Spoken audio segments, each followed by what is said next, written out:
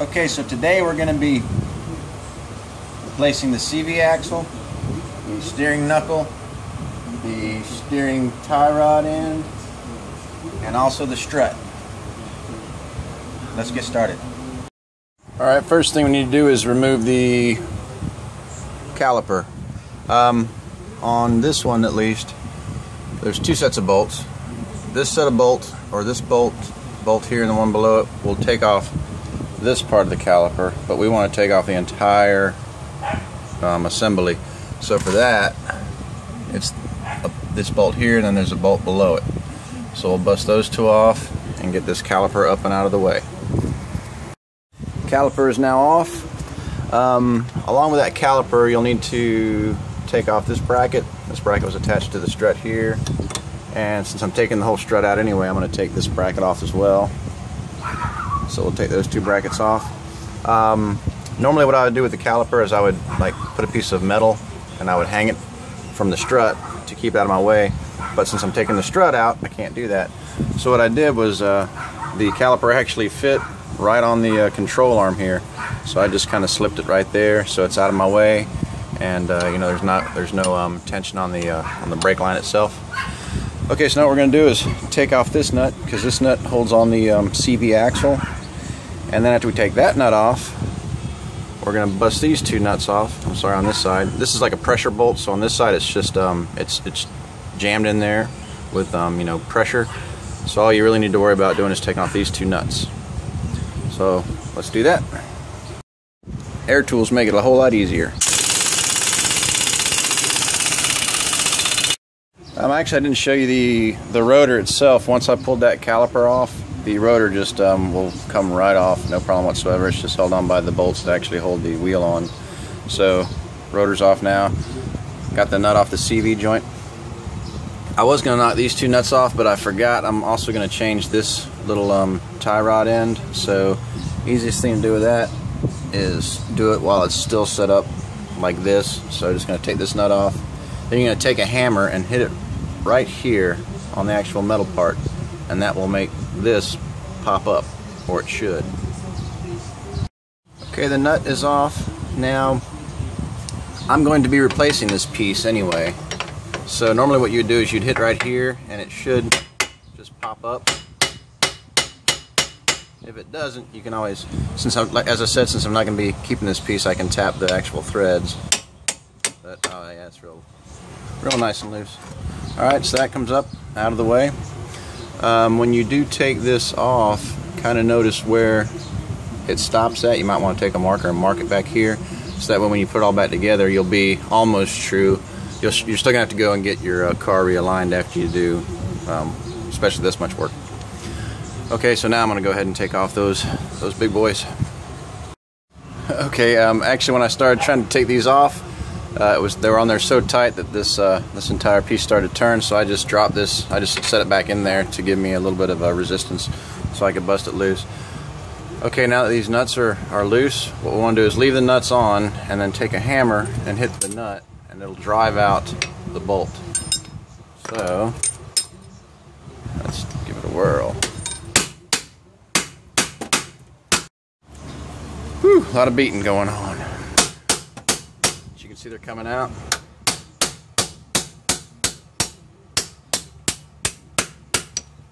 So just like that, and then those bad boys will kind of loosen them up a little bit more and tap some more. And once you get them real close to the end, you should be able to take like a little screwdriver or something and tap them the rest of the way out. Or, well, that one looks like it might come out all by itself. No, I'm gonna have to get a little screwdriver and tap it the rest of the way out.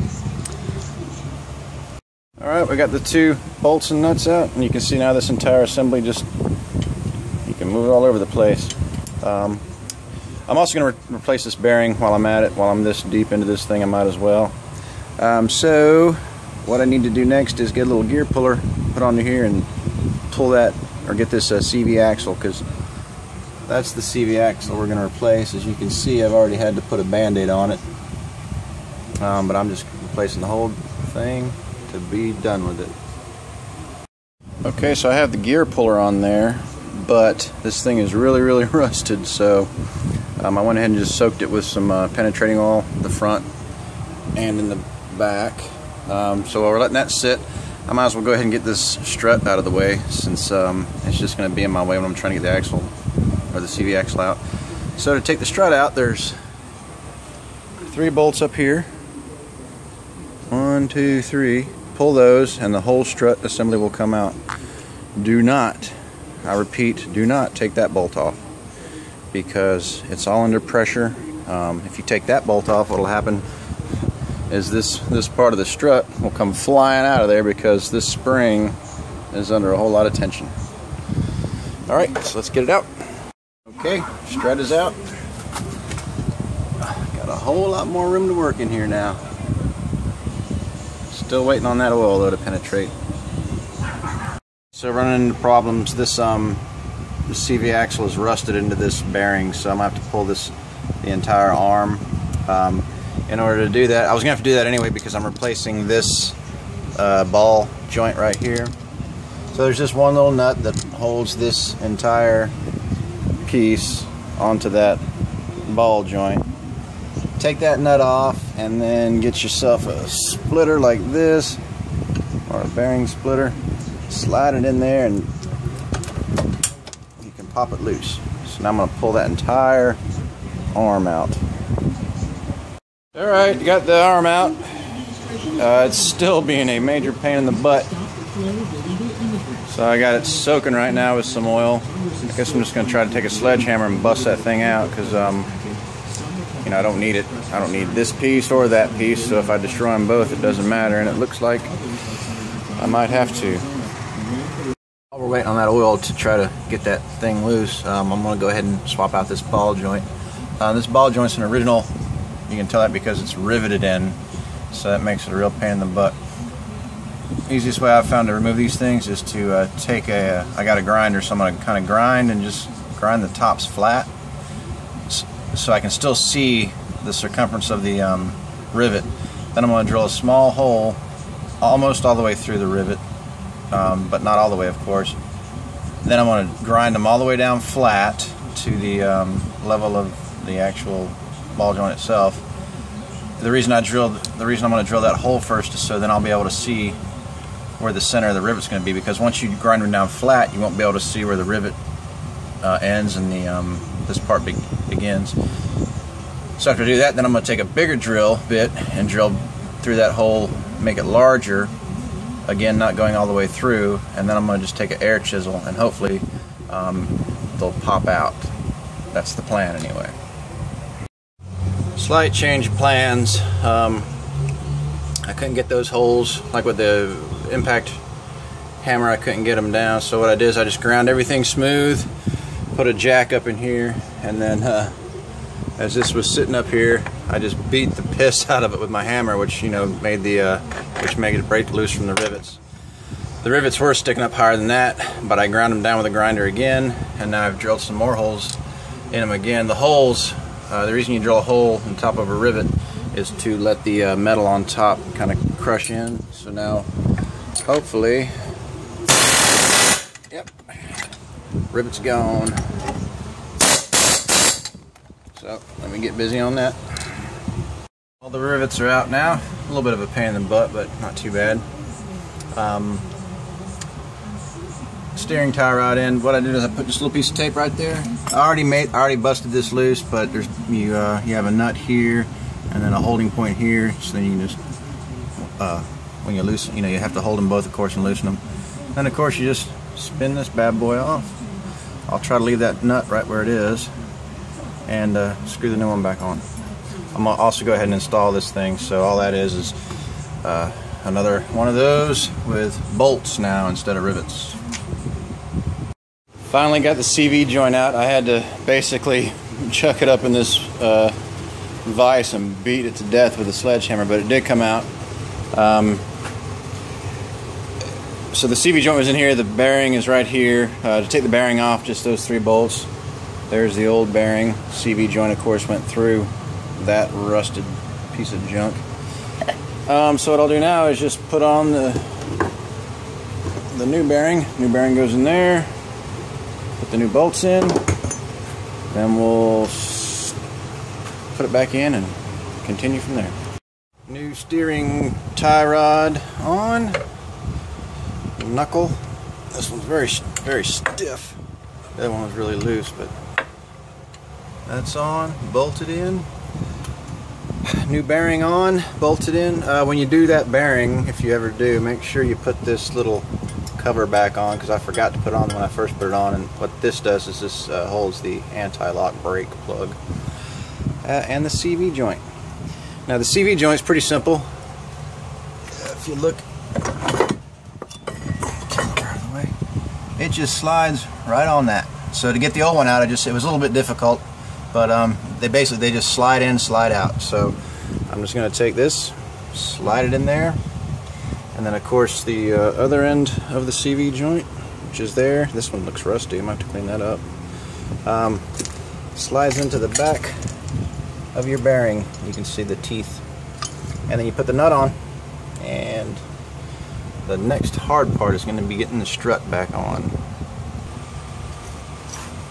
Okay, so now what you want to do is just slip your CV axle on there before you put the bottom part on that knuckle.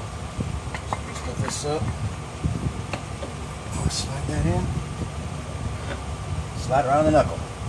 Simple as that. The way I put the CV in was I just shoved it right in. It snaps, you know it's in. Next thing to do, straighten this up as good as you can. You're going to want to put your little steering arm back on. And as I said, hopefully it'll line up about right since we put that piece of tape in there. We'll tighten this down just nice and snug, and there's a cotter pin in there. In comes the strut. A little bit ahead of myself. Don't attach this before you put the strut in, because it gives you a whole lot more playroom. Getting this to line back up with that strut is a real pain in the butt. This thing can't move at all. Well, it can rotate, but it can't. Well, it can rotate and go back and forth a little bit. So what you got to do is you got to put something. What I did is I took this, jammed it on the control arm, and then I could push the entire control arm down, and I did that until I could line up the bottom hole of the strut. And you can see how far off the top is. But if you just shove it back in, it'll line up. So then get that bolt in there.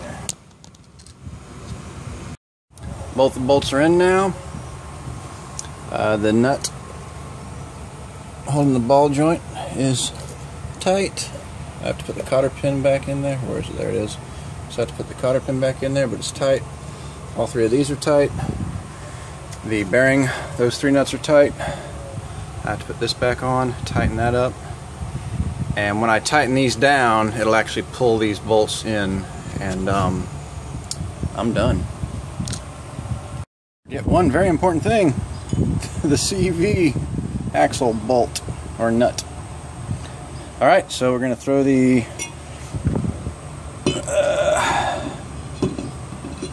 my drilled and slotted super badass rotors back on.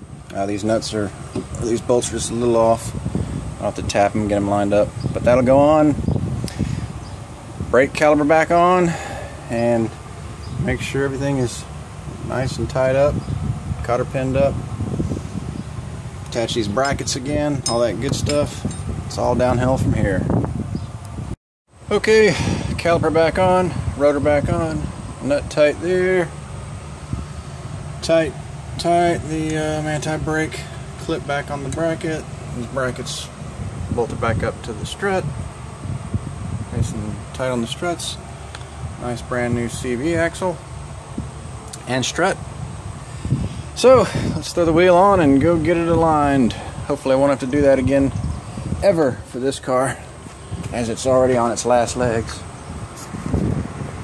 A sad note, my Leatherman, I broke the plier part on this little repair job, so I guess I'll have to send it back, have them fix it. But we'll dedicate this video to you, Leatherman.